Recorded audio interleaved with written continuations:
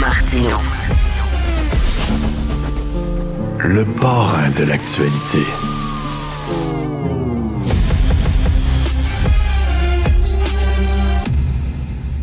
Nous parlons de l'actualité du jour avec André-Sylvain Latour. Triste anniversaire aujourd'hui. Ben oui, et personne n'en a parlé. Le 4 septembre 2012, c'était l'attentat du Métropolis. Ah! Là, C'est fou à quel point cet attentat-là est comme oublié. Même François Legault, quand il a dit voyons donc, il n'y aura jamais de violence politique au Québec, tout le monde a dit allô? oui, absolument. On l'oublie. Et on l'a oublié aujourd'hui. Et un homme qu'on n'a pas oublié, c'est Yves Desgagnés, qui faisait... c'était un peu le maître de cérémonie cette soirée-là, qui a parlé de long en large de cette affaire-là. Il y a quelques années, j'avais parlé à M. Desgagnés, j'avais dit... M. Desgagnés, voulez-vous commenter? Tu sais, c'est l'anniversaire et tout ça, de triste anniversaire, évidemment. Et il avait dit, non, écoutez, moi, j'ai tout dit ce que j'avais à dire. Il y a de la misère là-dessus. à parler de ça. Hein? Quand même, oui, ça y a pris, je pense, un Ouais. certain temps quand même. Mais aujourd'hui, je l'ai appelé et il m'a répondu et il m'a dit, sais-tu quoi? Aujourd'hui, je veux en parler.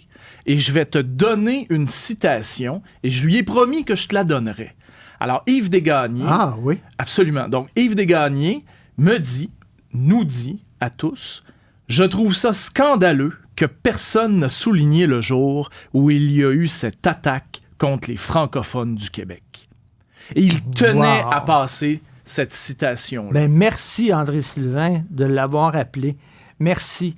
Parce que c'était une attaque contre les francophones ou contre les séparatistes. Oui, Je exactement. sais pas, c'était-tu contre les francophones ou contre surtout les séparatistes, un groupe de francophones, mais en tout cas, bref. Si tu me permets de rappeler Écoute, ça un peu les aurait faits. pu être un carnage. Hein? Complètement. Vraiment. Complètement. Et d'ailleurs, la SQ a indemnisé des techniciens parce que, justement, eux se sont un petit peu retrouvés. On sait qu'il y en a un qui est décédé, Oui. un homme de 48 ans, Denis Blanchette, si je me trompe pas, j'y vais de mémoire, et son collègue Dave Courage, qui avait reçu, lui, la balle qui avait tué son collègue. Et la SQ avait des années plus tard, indemniser les techniciens parce qu'ils n'avaient pas assuré la sécurité derrière le Métropolis. Pour situer les gens, c'est à ce moment-là que Richard Henry Bain s'était pointé au Métropolis dans l'idée de tuer Pauline Marois, qui venait d'être élue comme première ministre, la première femme d'ailleurs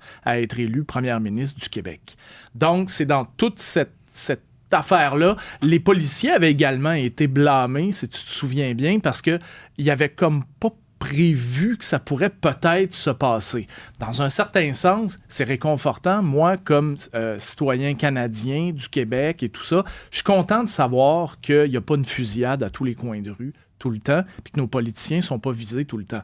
Il reste que c'est le travail des services de sécurité de la Sûreté du Québec d'assurer la sécurité de nos élus. Et souviens-toi bien, à ce moment-là, quand le chaos commence, tu as un agent qui arrive côté jardin et un qui arrive côté cour, et les deux ne tirent pas Mme Marois du même côté. Chacun l'amène de son bord. Donc, tu sais, il n'y avait pas de plan clair. Il n'y avait pas de plan clair, non? Exactement. Tout à fait. Et son fusil, son arme, s'est enrayé. Parce que, écoute, ça aurait pu être, comme je dis, ça aurait pu faire plus de victimes encore que Poli. Là. Ah, et Dieu sait où est-ce que ça aurait pu s'arrêter en réalité, parce qu'il y avait énormément de gens dans le Métropolis à ce moment-là. Et je suis pas un féru d'armes, mais les armes longues, souvent, c'est pour la chasse au chevreuil, la chasse à l'orignal. Un orignal, c'est lourd en s'il vous plaît. Puis moi, j'ai vu des armes longues traverser l'animal. Donc, tu sais, tu fais pas... On en a la preuve ici. À une balle, 2 victimes. Un décédé et l'autre gravement blessé. Donc, tu sais, ça aurait pu, comme tu le dis, être un carnage. Donc, il y a raison de dire que c'est quand même assez spécial que, merci, justement, t'en as parlé. Tu veux parler de virus. Veux-tu me parler de la fièvre du paresseux? As-tu vu ça, toi? Non, j'ai vu le titre La seulement. fièvre du paresseux, toi. J'ai dit, c'est ça qu'on fait ça. C'est ça que je me demandais si bien des jeunes, j'ai l'impression. C'est la fièvre du paresseux. En tout cas, alors, parle-moi du virus. Ben, écoute, je trouve ça inquiétant. C'est une équipe menée par des Chinois qui ont analysé, en fait, ils ont séquencé le matériel génétique de poumons et d'intestins de 461 animaux à fourrure qui étaient décédés, morts de maladie dans tout le pays entre 2021 et 2024. Et ce qu'il y a d'inquiétant, c'est que les chercheurs ont détecté 125 virus, dont 36 qui n'avaient jamais été découverts avant. Et de toute cette gang-là, il y en a 13 qui présentent un risque élevé de passer d'une espèce à une autre, incluant les humains.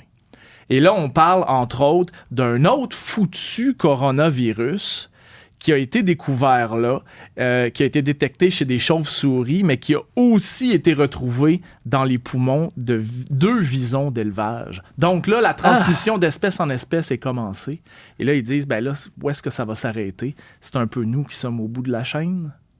Aïe, aïe. Donc, on est loin, tu sais, on parle plus de la COVID-19, on en parle encore, il y a encore malheureusement des victimes, mais c'est plus l'hystérie collective. Tu sais, la question que les gens se posent, que les scientifiques se posent, c'est pas est-ce qu'il va y avoir une prochaine épidémie, c'est quand Absolument. il va en avoir une, parce qu'il va en avoir une autre, puis elle peut être pas mal plus grave que celle qu'on a connue. Tu veux revenir, écoute, on parle beaucoup de ce procès-là, sur cette femme qui a été violée sans son consentement en France. C'est un procès absolument horrible. Il y a des suites. Écoute, ça se suit de... Tu sais, moi, je suis ça un peu de minute en minute là, sur les réseaux sociaux et tout ça. Et là, bon, on est dans les actes... Dans les actes d'accusation, si tu veux, tu sais, donc là, ils présentent les accusés, plaidez-vous coupables, non coupables. Il y en a là-dedans qui disent « Ouais, mais écoutez, il n'y a pas eu de pénétration réellement. » Là, le magistrat a tenu à rappeler qu'il y avait des vidéos de ces actes-là. Et elle n'était pas consciente, hein, vraiment. Elle n'était pas consciente. Là, parce que là, on dit « Ah oui, mais c'est un genre de trip sexuel, puis tout ça. » Puis elle voulait participer, pantoute. Pantoute. Elle avait même aucun souvenir. Mais là, on se dit, tu sais, je veux dire, tu te fais violer, il me semble que le lendemain matin, tu t'en ressens un peu. Comment ça se fait que ça n'a pas été amené? Eh bien, ça l'a été aujourd'hui. Et la femme se plaignait de douleurs gynécologiques. Elle se plaignait à son entourage et là, elle se demandait, mais qu'est-ce qui se passe? Et là, ses enfants s'inquiétaient. Ben oui, qu'est-ce qui se passe? Est-ce que tu souffres d'une maladie? Donc, tu sais, la question était là. Et je veux souligner le courage de cette femme-là, qui a 72 ans maintenant, je le rappelle, qui a été violée pendant 10 ans à son insu parce qu'elle était droguée par son mari. 10 ans? Oui, ça a duré 10 ans. Ça a duré 10 ans. Et elle prend des notes, cette madame-là, en ce moment, en fonction des versions que les accusés donnent. Elle prend des notes et elle se fait entendre demain en cours à Avignon. Et elle va... Et elle tient à contredire tous les éléments qu'elle pense pouvoir contredire, justement. Donc, elle veut parler, elle veut confronter non seulement son mari, on s'en était parlé, le mari voulait du huis clos, elle a dit non, tu vas... T'imagines le courage qu'elle a? Quand même. D'avoir appris que son mari qu'elle aimait le fait violer pendant 10 ans et quand même, elle va en personne au procès, elle le regarde dans les yeux. Richard, tu dis qu'elle l'a appris, mais elle l'a vu également parce que les preuves sont montrées en cours. Oui, le gars, il y avait quoi? Presque 400 vidéos, je crois, 400 vidéos qui étaient répertoriées dans un dossier, là, puis tout ça. Là. Ouais. Il gardait ça chez lui. C'est absolument horrible. Il recrutait d'ailleurs les gens sur un site coco.gg qui a été fermé en 2024 parce que c'était un repère de pédocriminalité, proxénétisme, prostitution, viol, vente de stupéfiants, même d'homicides et tout ça. Merci, André-Sylvain. On va se reparler là, de son témoignage demain. Merci beaucoup à la mise en onde, à la réalisation, Jean-Philippe Pleuroux. Merci beaucoup à la recherche et le gardien du temps, Max-Émile Sayer. N'oubliez pas, demain, à 6 h du matin, le roi des ondes vous attend, Mario Dumont. Puis on sera là, toute l'équipe, bien sûr, de Cube. Merci d'être fidèle. Bonjour.